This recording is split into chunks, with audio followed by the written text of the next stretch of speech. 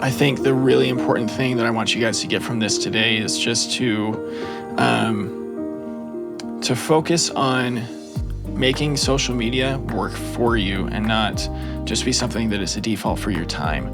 Because what I learned is that when I get on social media, what I want is for my phone to work for me, not for me to work for my phone.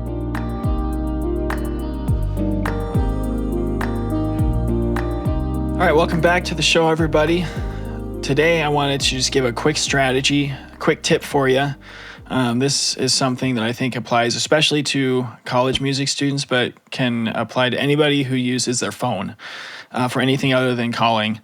About 9 months ago, I discovered that I was spending a lot of time on social media, as most people in my generation do, right? And that I was noticing that if I were to watch one reel, the next day, about 50 other reels would show up on my feed or posts or whatever about that thing. And I learned something. I learned, I guess I always knew that there was an algorithm that comes with social media that shows you what you want to see or what they think you want to see. And in this time, I noticed that I was starting to get into more and more negative headspace for personal things that were going on in my life. I had a couple of friends pass away at the time, and just other things that were going on that was really just putting me in a negative headspace on top of trying to recover on the trumpet.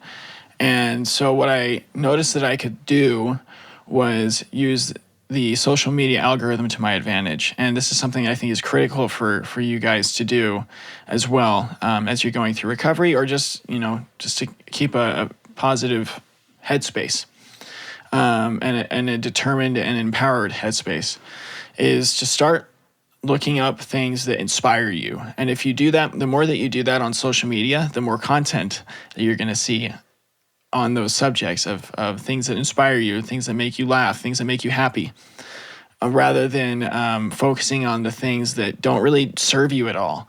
Not necessarily the things that like put you in a negative headspace, although those hopefully you're trying to actively eliminate, but also things that are just fluff that don't serve you in any way, that make you focus on things that aren't helpful to you. And so what I started doing was I started following more accounts of peak performance, athletes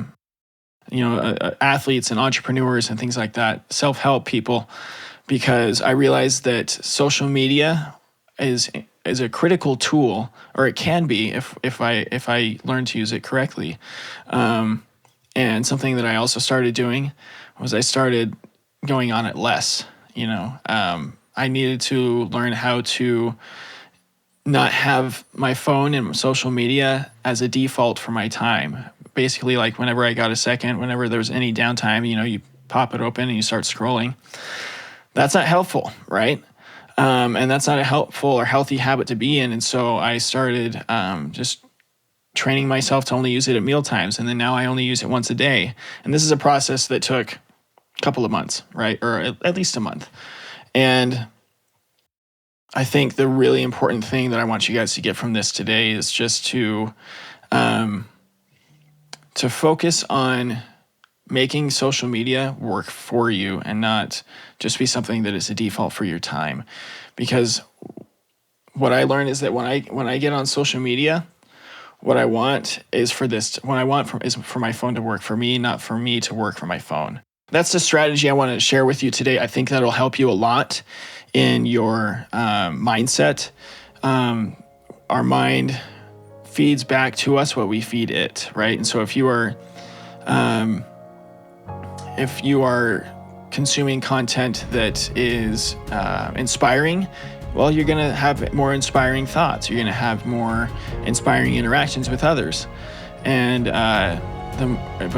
conversely, if you're consuming content that is negative in nature, if you're spending too much time on the news, quite frankly, that could put you in a negative headspace. And I'm not saying not to be informed. That's counterproductive in its own right. But just to be able to be in control of how social media affects you. That is just such a critical strategy to develop in your life in order to become the musician that you want to be, become the person that you want to be, and that others want you to become. So keep on, guys. I hope this was helpful for you today. Share it with somebody you think would benefit from it as well. And do all those podcasty things like and subscribe and all that good stuff. So until next time, keep on keeping on and trust the process. Thanks for listening today. I hope you got as much out of it as I did. Make sure you share this with a musician you care about who is going through injury, a music educator in your life, or anyone just trying to make it in life. If you have a suggestion for a guest or topic to cover, shoot me an email at trustprocesspodcast@gmail.com or send me a message on Facebook or Instagram. Before we go, I just want to give a heartfelt thank you and shout out to my team. Daniel Baldwin, who is my audio engineer, Kevin West, who does all music and sound effects for the show, Peyton Womack, our website developer, and my sister, Dana Lovell, who created the logo and promotional materials. We wouldn't have the show without them. So tune in next time for another episode of Trust the Process.